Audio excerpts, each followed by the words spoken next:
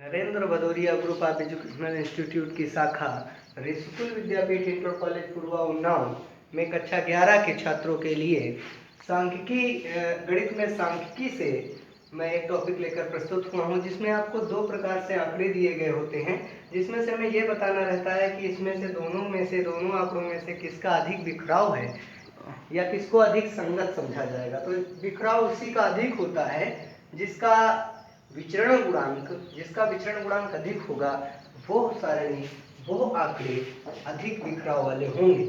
और अगर संगत की बात करें तो जिसका विचरण गुणांक कम होगा वो अधिक संगत समझा जाएगा। फिलहाल इस सवाल में है निम्नलिखित आंकड़ों में से बताइए कि ए और बी में से अधिक बिखराव किसका है। तो मुझे दोनों का CV निकालना है, विचरण गुणांक निकालना है, और जिस भी आंकड़े का विचरण गुणांक अधिक होगा वो उसका अधिक बिखराव होगा।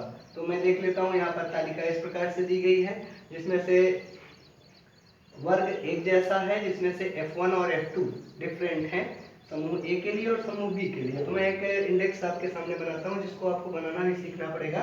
तो इसमें एक में मैं वर्ग लिख देता हूँ टोटल, फिर उसमें मध्यमान निकाल लेता हूँ L1 + L2/2 करके, यानी बीच की संख्या।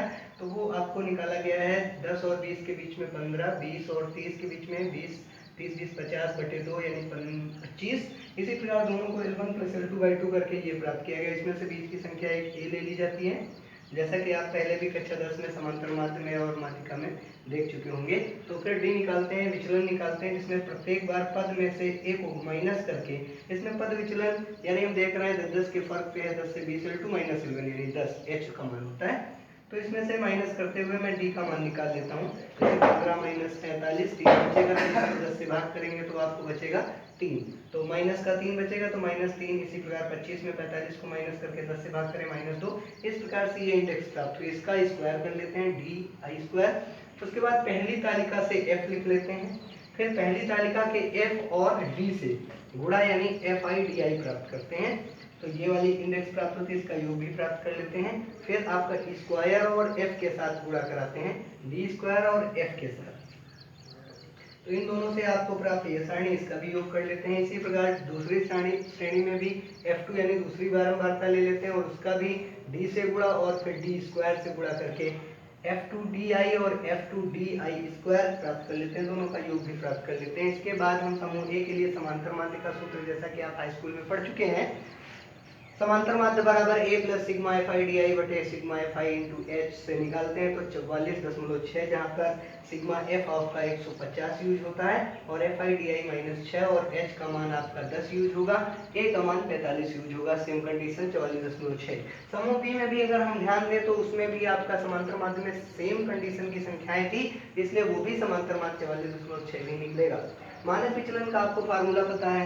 उस फार्मूले में अगर हम इससे समूह ए से वैल्यू पुटअप करेंगे तो आपको प्राप्त हो रहा है टोटल 15.09, जिसका CV बराबर सूत्र होता है, विचरण गुणांक बराबर सूत्र होता है मानक विचलन बटे समांतर माध्य गुणित 100। हल करें तो 33.83 वैल्यू प्राप्त करेंगे। इसी प्रकार समूह बी में मानक विचलन के सूत्र में आप रखें 15.61 प्राप्त होगा, और अगर विचरण गुणांक हम प्राप्त करें तो मानक विचलन बटे समांतर माध्य गुणित 100 के सूत्र से 35 प्राप्त होता है। पूरी इंडेक्स सवाल में मैं देखूं तो समूह बी के लिए आपका जो है विचरण गुणांक अधिक है, इसलिए बी में अधिक बिखराव होगा।